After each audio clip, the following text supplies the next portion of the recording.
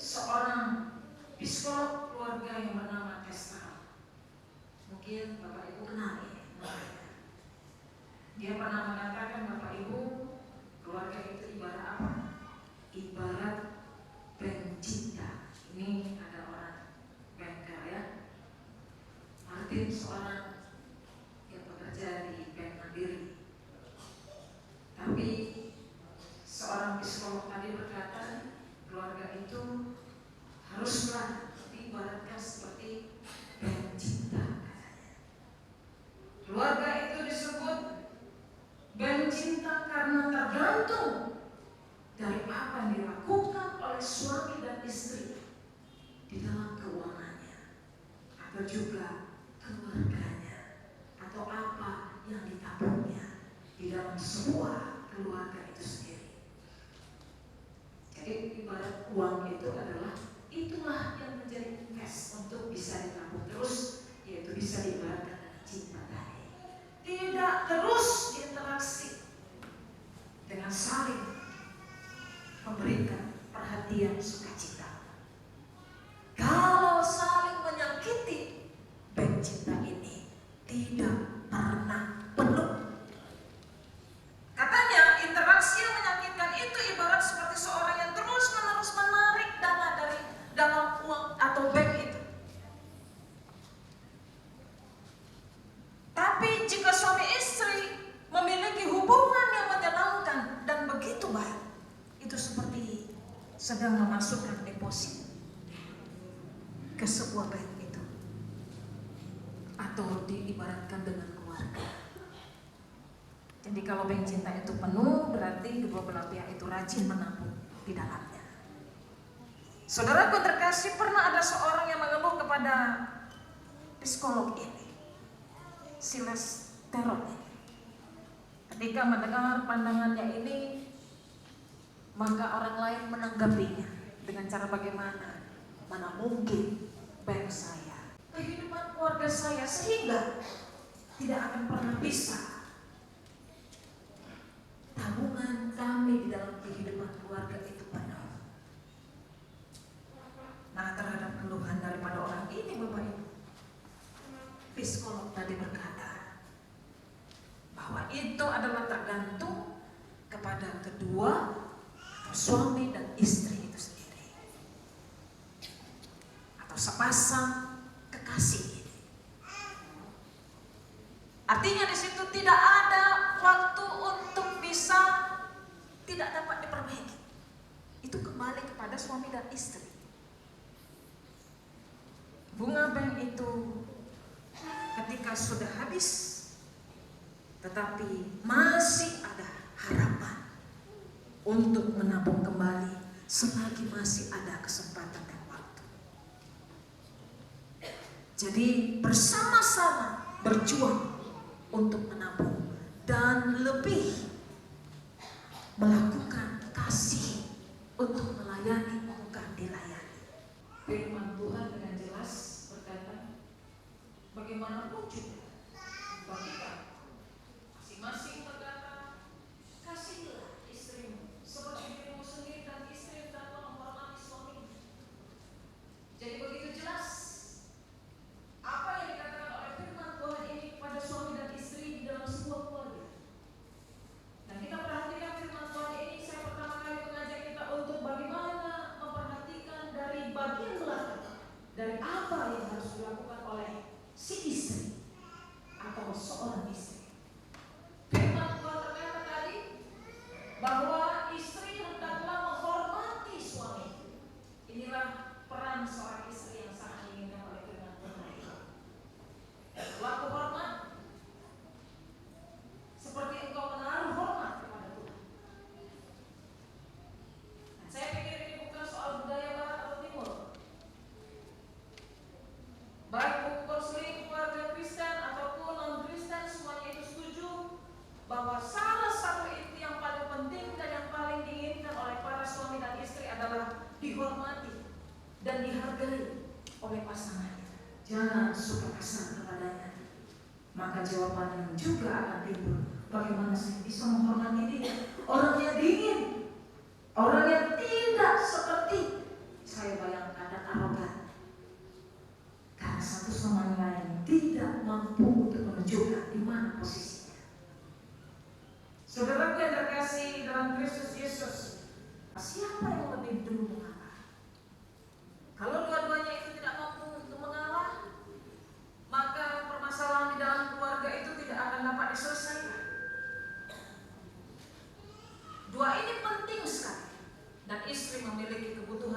dikasihi oleh suami, dan suami membutuhkan hormat dan respek terhadap istrinya.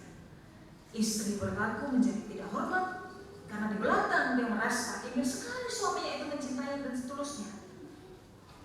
Suami mungkin berlaku dingin dan tidak ada kehangatan karena istrinya. Di balik itu dia begitu rindu dihargai. Hanya itu.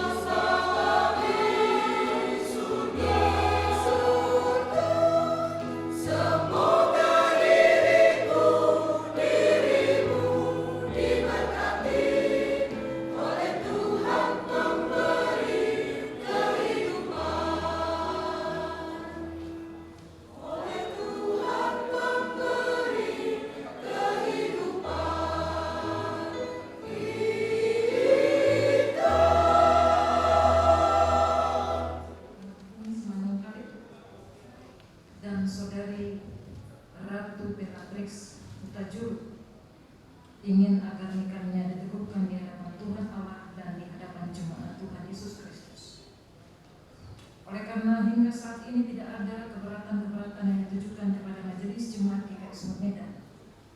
Maka pernikahan ini sekarang dapat diteguhkan. Biarlah jemaat turut mendoakan dan memohon berkat Tuhan Allah Bapa kita bagi mempelai berdua. Saudara Martin Semanukali dan Saudari Ratu Beatrix Sutajud, saudara berdua kami persilakan untuk mendengarkan firman Tuhan. Pada mulanya sesudah ia menjadikan Adam menurut gambar dan rupa Allah. Lalu Tuhan Allah berfirman, tidak baik kalau manusia itu seorang diri saja. Aku akan menjadikan penolong baginya yang sepadan dengan dia. Sebab itu seorang laki-laki akan meninggalkan ayahnya dan ibunya dan bersatu dengan istrinya, sehingga keduanya menjadi satu daging. Kejadian pasal 2 ayat 18 dan 24. Demikian juga Tuhan Yesus Kristus sendiri menunjukkan bahwa ia menghargai pernikahan, yaitu ketika ia bukan hanya menyetujui, bahkan berkenan juga memperbesar sukacita pesta pernikahan di Kana dengan mujizatnya mengubah air menjadi air. Bandingkan Yohanes pasal 2 ayat 1 sampai 11. Yang kedua, ada tujuan pernikahan ialah agar seorang laki-laki dan seorang perempuan yang menjadi suami dan istri saling mengasihi dan juga tolong-menolong hingga hidup mereka makin bertumbuh bagi kemuliaan nama Tuhan Allah. Yang ketiga, Tuhan Allah yang mengatur pernikahan, maka dia juga yang melangsungkan pernikahan hingga sampai sekarang. Oleh karena itu yang menikah haruslah seorang laki-laki dan seorang perempuan. Yang keempat, kewajiban suami istri. Pertama, kewajiban suami ialah menjadi kepala keluarga. Firman Tuhan Allah menyatakan dalam 1 Petrus pasal yang ketiga ayat yang ke-7. Demikian juga kamu hai suami-suami, hiduplah bijaksana dengan istri sebagai kaum yang lebih lemah. Hormatilah mereka sebagai teman pewaris dari kasih karunia, yaitu kehidupan, supaya doamu jangan terhalang. Suami harus membimbing, mengajar, dan mengasihi istrinya seperti Tuhan mengasihi jemaat miliknya. Dia harus bekerja dengan rajin agar dapat mencukupi kebutuhan keluarganya dan juga dapat mempersembahkan persembahan kepada Tuhan melalui jemaat Tuhan Yesus Kristus untuk melebarkan kerajaannya. Yang kedua, kewajiban istri. Kewajiban istri ialah mengakui suaminya adalah kepala keluarga. Sebab firman Tuhan Allah berkata pada Efesus pasal yang ke-5 ayat 22 sampai 24. Hai istri, tunduklah kepada suamimu seperti kepada Tuhan.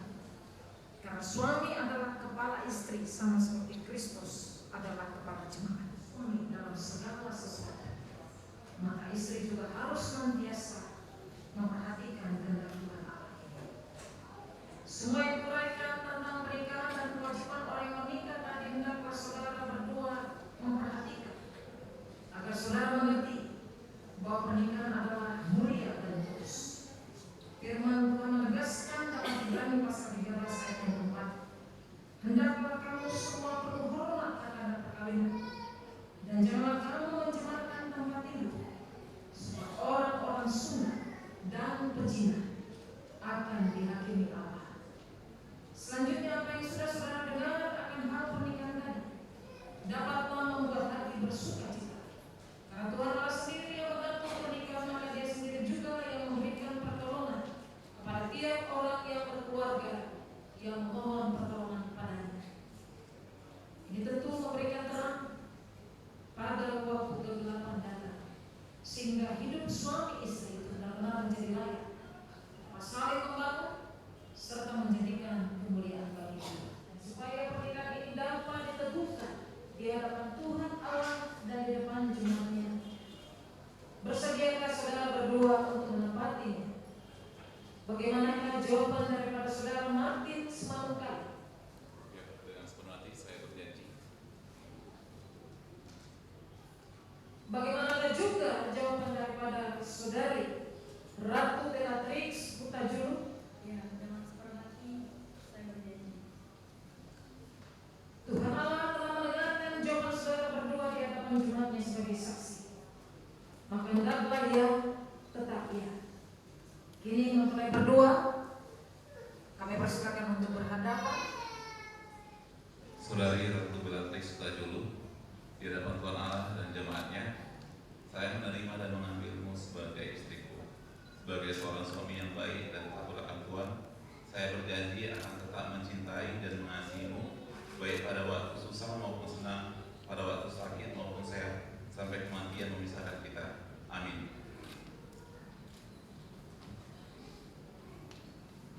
Saudara Martin Simanungkalit, di hadapan Tuhan Allah dan jemaatnya, saya menerima dan mengambilmu sebagai suamiku.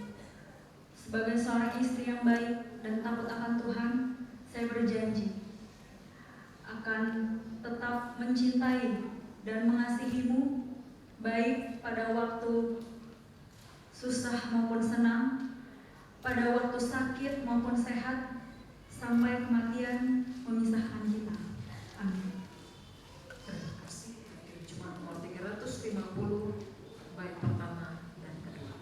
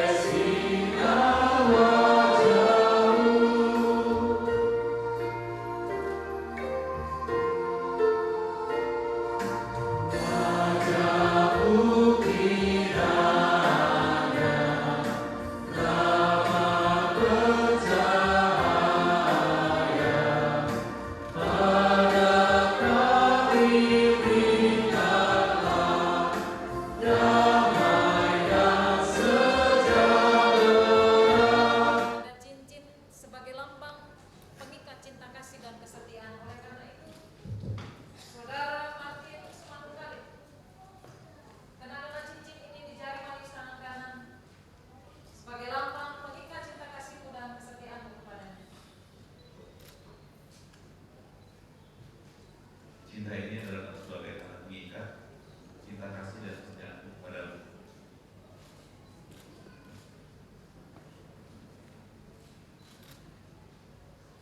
Demikian juga saudari Ratu Beatrix Tajulu, kenakan cincin ini di jari manis tangan kanan sebagai lambang cinta kasih dan kesetiaanmu kepadanya. Cincin ini adalah sebagai tanda pengikat cinta kasih dan kesetiaanmu kepadamu.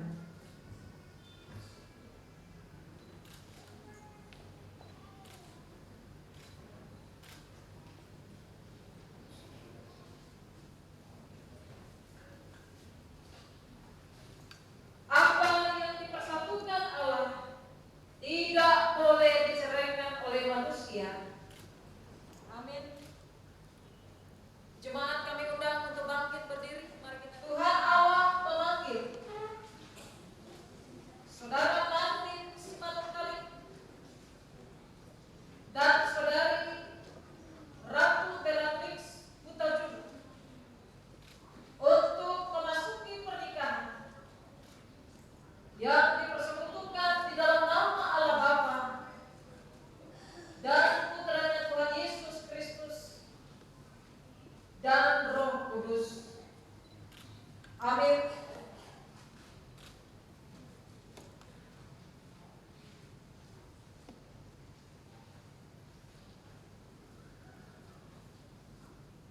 Jemaat dipersilakan duduk kembali kecuali orang tua.